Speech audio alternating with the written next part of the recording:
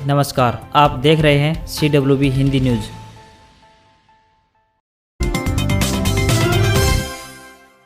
संसद का winter session, कृषि कानून वापसी बिल दोनों सदनों में पास। पिछले सत्र में हंगामा करने वाले 12 राज्यसभा सांसद निलंबित। संसद के विंटर सेशन के पहले ही दिन कृषि कानून वापसी बिल दोनों सदनों में पास हो गया। यह बिल अब राष्ट्रपति के पास भेजा जाएगा। केंद्रीय कृषि मंत्री नरेंद्र सिंह तोमर ने राज्यसभा में विधेयक पेश किया। इसके तुरंत बाद ही विपक्षी दलों ने हंगामा शुरू कर दिया। विपक्ष के हंगामे के बीच ही बिल राज्यसभा में पास हुआ। वहीं लोकसभा आज सुबह 11 बजे तक के लिए स्थगित कर दी गई है। वहीं राज्यसभा के 12 सांसद निलंबित कर दिए गए हैं। मानसून सत्र के दौरान बदसलूकी को लेकर यह कार्रवाई की गई है। कांग्रेस के राहुल गांधी ने कहा कि हमने कहा था कि 3 काले कानूनों को वापस लेना पड़ेगा। हमें पता था कि 3 से 4 बड़े पूंजीपतियों की शक्ति हिंदुस्तान के किसानों के सामने खड़ी नहीं हो सकती, और वही हुआ। काले कानूनों को रद्द करना पड़ा। ये किसानों की सफलता है, देश की सफलता है। भाजपा जसपा पर निशाना, हुड्डा बोले नौकरियों में धांधली पर एक नेता सजा काट चुका, दूसरा सरकार की सहयोगी दल का राष्ट्रीय अध्यक्ष। हरियाणा के पूर्व सीएम भूपेंद्र सिंह हुड्डा ने सोमवार को नौकरियों में धांधलियों के मुद्दे पर भारतीय जनता पार्टी और जननायक जनता पार्टी पर निशाना साधा है। उन्होंने मुख्यमंत्री मनोहर लाल के एक नेता को नौकरियों में धांधली पर 10 साल की सजा हो गई वाले बयान पर सवाल खड़े करते हुए कहा कि एक नेता सरकार की सहयोगी दल का राष्ट्रीय अध्यक्ष है। उन्होंने जानकारी दी कि दिल्ली में कांग्रेस की 12 दिसंबर की रैली को लेकर नूंह में विपक्ष आपके समक्ष कार्यक्रम रद्द कर दिया गया है। अब नूंह में 26 दिसंबर को कार्यक्रम होगा। 2 दिन में खत्म हो सकता है किसान आंदोलन। पंजाब के 32 संगठन वापसी को तैयार, कहा अब कोई बहाना नहीं बचा। बुधवार को होने जा रही है अहम मीटिंग। केंद्र सरकार के 3 कृषि सुधार कानूनों के विरोध में 1 साल से चल रहा किसान आंदोलन 2 दिन में खत्म हो सकता है। सोमवार को सिंघू बॉर्डर पर पंजाब के 32 किसान संगठनों की मीटिंग हुई। इसमें घर वापसी के लिए सहमति बन गई है। हालांकि अंतिम फैसला 1 दिसंबर को होगा। फैसला लेने के लिए बनाए गए संयुक्त किसान मोर्चा यानी SKM के 42 लोगों की कमेटी की इमरजेंसी मीटिंग भी अब 1 दिसंबर को ही होगी। पहले यह कमेटी 4 दिसंबर को मीटिंग करने वाली थी। पंजाब के किसान नेता हरमीत कादिया ने कहा कि हम जीत हासिल कर चुके हैं, अब हमारे पास कोई बहाना नहीं है। घर वापसी पर संयुक्त किसान मोर्चा की मुहर लगनी बाकी है। अंतर्राष्ट्रीय गीता महोत्सव, गीता मैराथन से महोत्सव का आगाज। 9 से होंगे मुख्य कार्यक्रम। खेल मंत्री ने किया गीता मैराथन का शुभारंभ। 1500 धावकों ने की शिरकत। हर वर्ष कुरुक्षेत्र में होने वाले अंतर्राष्ट्रीय गीता महोत्सव का आगाज हो गया है। इस बार महोत्सव की शुरुआत गीता मैराथन से हुई। इस मैराथन का शुभारंभ खेल मंत्री संदीप सिंह व विधायक सुभाष सुधा ने किया। इस बार महोत्सव की थीम आजादी के अमृत महोत्सव पर आधारित होगा। 9 दिसंबर को कार्यक्रम उद्घाटन अवसर पर गीता यज्ञ व गीता पूजन का आयोजन किया जाएगा। इस वर्ष महोत्सव में दीपोत्सव, अंतर्राष्ट्रीय गीता सेमिनार, 48 कोष तीर्थों की प्रदर्शनी, विभिन्न विभागों की राज्य स्तरीय प्रदर्शनी और आजादी के अमृत महोत्सव की प्रदर्शनी के साथ साथ ऑनलाइन प्रतियोगिताएं मुख्य आकर्षण का केंद्र रहेंगी। 2 नवंबर से 19 दिसंबर तक शिल्प सरस मेला, संध्याकालीन आरती। 9 दिसंबर से 14 दिसंबर तक गीता पुस्तक मेला, रंगोली, हरियाणा पवेलियन, आरती स्थल पर भजन संध्या का आयोजन किया जाएगा। भाजपा प्रदेश शीर्ष नेतृत्व का मंथन। सीएम ने प्रदेश प्रभारी, संगठन मंत्री और प्रदेशाध्यक्ष के साथ बैठक की। मंत्रिमंडल विस्तार पर सीएम बोले अभी सस्पेंस रहने दो। प्रदेश में भाजपा संगठन से लेकर सरकार तक में हलचल तेज हो गई है, जिसे मनोहर कैबिनेट के विस्तार और फेरबदल से जोड़ा जा रहा है। शीर्ष नेतृत्व लगातार गोपनीय तरीके से इस पर मंथन कर रहा है। अक्सर मंत्रिमंडल विस्तार के सवाल को टालने वाले सीएम मनोहर लाल भी अब की बार इससे इनकार नहीं कर रहे हैं। रविवार को भी पत्रकारों के सवाल पर इतना ही कहा कि इस मामले में अभी सस्पेंस बना रहने दो। सूत्रों का कहना है कि पीएम ने सीएम को हरी झंडी दे दी है। इसके बाद शनिवार देर रात प्रदेश भाजपा संगठन के शीर्ष नेतृत्व से भी उन्होंने अपने आवास पर मंथन किया। यहां प्रदेश प्रभारी विनोद तावड़े, संगठन मंत्री रविंद्र राजू व प्रदेशाध्यक्ष ओपी धनखड़ के साथ सीएम के साथ चर्चा की। बताया जा रहा है कि इन टॉप 4 नेताओं ने मंत्रिमंडल को लेकर चर्चा की है, लेकिन यह भी सामने आया कि यदि पंचायती राज और शहरी स्थानीय निकाय के चुनाव जल्द कराए जाते हैं तो विस्तार को टाला जा सकता है। HPSC भर्ती कांड, भिवानी की CBLU में विजिलेंस का छापा। कंट्रोलर पवन गुप्ता नहीं मिले। VC के सचिव बोले 22 नवंबर से नहीं आई, फोन भी बंद। हरियाणा लोक सेवा आयोग यानी HPSC भर्ती कांड में जांच में लगी विजिलेंस टीम ने सोमवार को भिवानी के चौधरी बंशीलाल यूनिवर्सिटी यानी CBLU में दस्तक दी। टीम यहां पर exam controller doctor Pawan Gupta से जुड़ी जानकारी खंगालने में लगी हुई है। HPSC के उप सचिव अनिल नागर और उसकी गैंग के तार भिवानी बोर्ड और यूनिवर्सिटी से जुड़ने के बाद भिवानी विजिलेंस के निशाने पर है। सोमवार को स्टेट विजिलेंस की एक टीम चंडीगढ़ से भिवानी में चौधरी बंशीलाल यूनिवर्सिटी पहुंची। टीम ने CBLU के exam controller doctor Pawan Gupta के बारे में पूछताछ की। इस दौरान वे कार्यालय में नहीं थे। टीम यूनिवर्सिटी के VC कार्यालय में पहुंची तो वहां VC भी नहीं पाए गए। इसके बाद टीम ने VC के निजी सचिव रवि मदान से बात की। उनसे यूनिवर्सिटी भर्ती से जुड़ा कुछ रिकॉर्ड मांगा गया।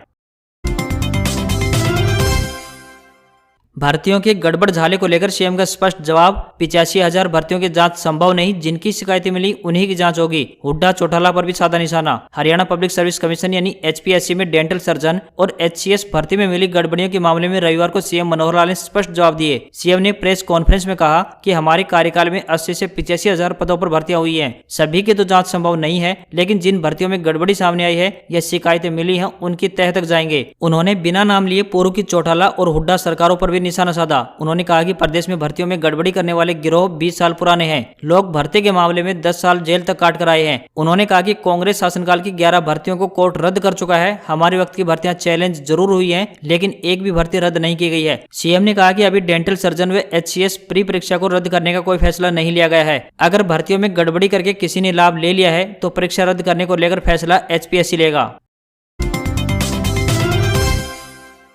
फिर डराने लगा कोरोना। प्रदेश में 14 दिन में एक्टिव केस 120 से बढ़कर 143 हुए। 2 हफ्ते में सक्रिय मरीज 19.16% बढ़े। प्रदेश में कोरोना के रोज मिलने वाले मरीजों की संख्या में बढ़ोतरी के साथ सक्रिय मरीजों का आंकड़ा भी बढ़ गया है। अब रोज औसतन 20 से 22 नए मरीज मिल रहे हैं। नए केस बढ़ने से 2 हफ्ते में ही एक्टिव केस यानी सक्रिय मरीजों की संख्या में 19.16% की बढ़ोतरी हुई है। सबसे ज्यादा बढ़ोतरी पंचकुला व फरीदाबाद में हुई है। पंचकुला में 2.5 गुना तो फरीदाबाद में 3 गुना एक्टिव केस बढ़ गए हैं। इनके अलावा 6 और जिलों सोनीपत, हिसार, यमुनानगर, भिवानी, फतेहाबाद व पलवल में भी एक्टिव केस बढ़ गए हैं। नए वेरिएंट और मरीजों की बढ़ती संख्या को देखते हुए सरकार अलर्ट हो गई है। राज्य में अब तक 7,71,885 लोग कोरोना से संक्रमित हो चुके हैं। इनमें से 7,61,454 ठीक हो चुके हैं, जबकि 10,190 मरीजों की मौत हो गई है। हाईकोर्ट का हरियाणा सरकार को आदेश। फीस न दे पाने वाले विद्यार्थियों को परीक्षा से वंचित रखने वाले स्कूलों पर कार्रवाई करे। पंजाब एवं हरियाणा हाईकोर्ट ने एक याचिका पर सुनवाई करते हुए हरियाणा सरकार को आदेश दिया है कि फीस न दे पाने वाले छात्रों को परीक्षा में न बैठने देने वाले स्कूलों के खिलाफ कार्रवाई करें। हाईकोर्ट के जस्टिस सुधीर मित्तल ने यह आदेश student parents welfare group Kaithal की याचिका पर सुनवाई करते हुए दिया। मामले की सुनवाई के दौरान याचिकाकर्ता की तरफ से दलील दी गई थी कि उसने निजी स्कूलों द्वारा ट्यूशन व अन्य फीस बढ़ाने को हाईकोर्ट में चुनौती दी हुई है। उनके मामले की सुनवाई अभी हाईकोर्ट में विचाराधीन है, जिस पर 16 दिसंबर को सुनवाई तय है।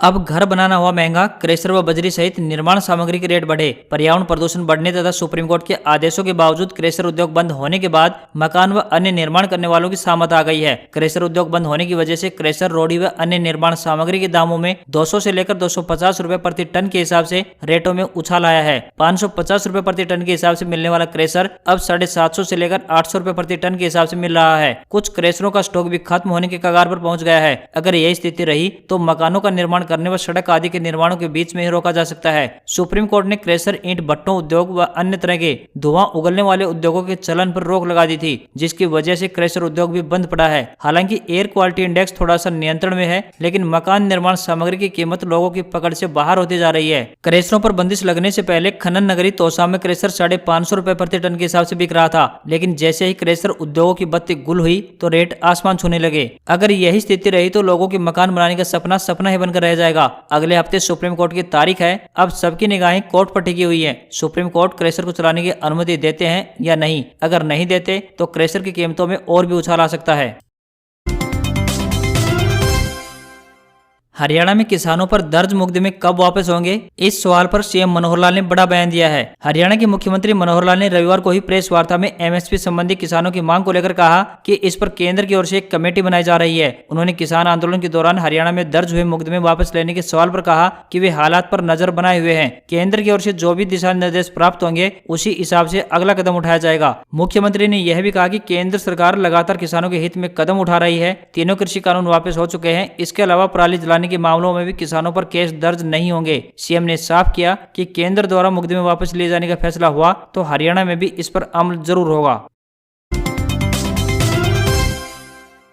मजदूरों को पेंशन देने की तैयारी। सरकार जल्द दे सकती है लाखों मजदूरों को सौगात। देश में बुढ़ापा, विधवा समेत कई पेंशनों के बाद अब असंगठित क्षेत्र के मजदूरों के लिए पेंशन देने की तैयारी की जा रही है। इसके लिए सरकार की तरफ से योजना बनाने पर विचार चल रहा है। इसके लिए सरकार डोनेट पेंशन अभियान चलाने की तैयारी में है। इस योजना में लोगों को स्वैच्छिक रूप से इस पेंशन के लिए सहयोग देने के लिए प्रेरित किया जाएगा। यह अभियान उस गिव इट अप अभियान का हिस्सा होगा, जिसके तहत लोगों को रसोई गैस की सब्सिडी जरूरतमंदों के लिए छोड़ने के लिए प्रेरित किया गया था। इस योजना के तहत लाभार्थी ही 60 वर्ष की आयु से 3,000 रुपए मासिक पेंशन के लिए पात्र होगा। रिपोर्ट के मुताबिक शीर्ष सरकारी अफसरों ने बताया है कि श्रम मंत्रालय इस संबंध में उच्च स्तर पर विचार के लिए प्रस्ताव तैयार कर रहा है।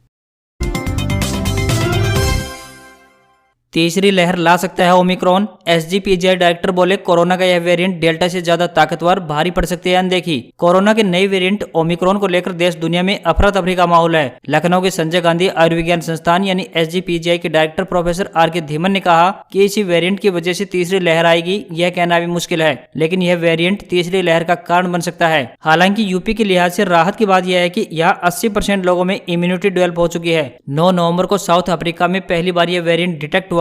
यह तेजी से फैल रहा है। महज 20 दिनों में अफ्रीका के बाद यूरोप और एशिया समेत कई महाद्वीपों तक पहुंच गया है। इस बात के अभी कोई पुख्ता प्रमाण नहीं है कि यही वेरिएंट तीसरी लहर लाएगा, लेकिन निश्चित तौर पर यह वेरिएंट तीसरी लहर का कारण हो सकता है। इसलिए हमें लापरवाही नहीं बरतनी चाहिए। मास्क का इस्तेमाल और 2 गज की दूरी का ध्यान अवश्य रखना चाहिए। हम सबको समझना होगा कि यह बेहद अहम समय है। अगर यह वेरिएंट इम्यूनिटी एस्केप और वैक्सीनेशन से भी एस्केप करता है, यानी इन दोनों का इस पर कोई असर नहीं पड़ता है, तो फिर इससे निपटने का तरीका सिर्फ कोविड एप्रोप्रिएट बिहेवियर ही है। इसमें मास्क पहनना, फिजिकल डिस्टेंसिंग, पब्लिक गैदरिंग को बंद करना या सीमित करना जैसे अहम एहतियात हैं। सीएम मनोहर लाल से मिलने पहुंचे कैप्टन अमरिंदर। पंजाब के चुनाव और किसान आंदोलन पर हुई चर्चा। अमरिंदर बोले, मैं तो कॉफी पीने आया था। पंजाब के पूर्व मुख्यमंत्री कैप्टन अमरिंदर सिंह ने सोमवार को हरियाणा के सीएम मनोहर लाल खट्टर से उनके आवास पर मुलाकात की। कैप्टन 12:30 बजे सीएम आवास पहुंचे। कैप्टन अमरिंदर सिंह ने मुलाकात के बारे में कहा कि वो तो सिर्फ शिष्टाचार के नाते कॉफी पीने के लिए मुख्यमंत्री मनोहर लाल से मिलने आए हैं। हालांकि जानकारी मिल रही है कि दोनों ने करीब आधे घंटे तक किसान आंदोलन और पंजाब चुनाव पर चर्चा की है। कैप्टन की सीएम के साथ मुलाकात के पीछे भाजपा के साथ बढ़ रही नजदीकी, पंजाब चुनाव और किसान आंदोलन रहे हैं। सामानों की महंगाई का असर। साबुन और डिटर्जेंट की कीमतें बढ़ी। व्हील 3.5% महंगा, तो वहीं रिन और अन्य भी हुए महंगे। ग्राहकों के सामान बनाने वाली हिंदुस्तान यूनिलीवर लिमिटेड यानी HUL और ITC लिमिटेड ने अपने चुनिंदा उत्पादों की कीमतें बढ़ा दी हैं। कंपनी ने कहा है कि ज्यादा लागत की वजह से यह फैसला करना पड़ा। इस कारण व्हील के 1 किलो पैकेट की कीमत अब 3.5% बढ़ गई है। कंपनी ने कहा है कि चुनिंदा प्रोडक्ट्स की कीमत आधा किलो और 1 किलो के पैक पर बढ़ी है। HUL ने अपने 1 किलो की व्हील डिटर्जेंट पाउडर की कीमत में 3.4% की बढ़ोतरी की है। इससे आधा किलो की व्हील के पैक की कीमत 2 रुपए तक बढ़ जाएगी। इसने रिन डिटर्जेंट बार और लक्स साबुन की भी कीमतें बढ़ा दी हैं। कंपनी के प्रवक्ता ने कहा कि हाल के समय में इनपुट लागत में काफी वृद्धि हुई है।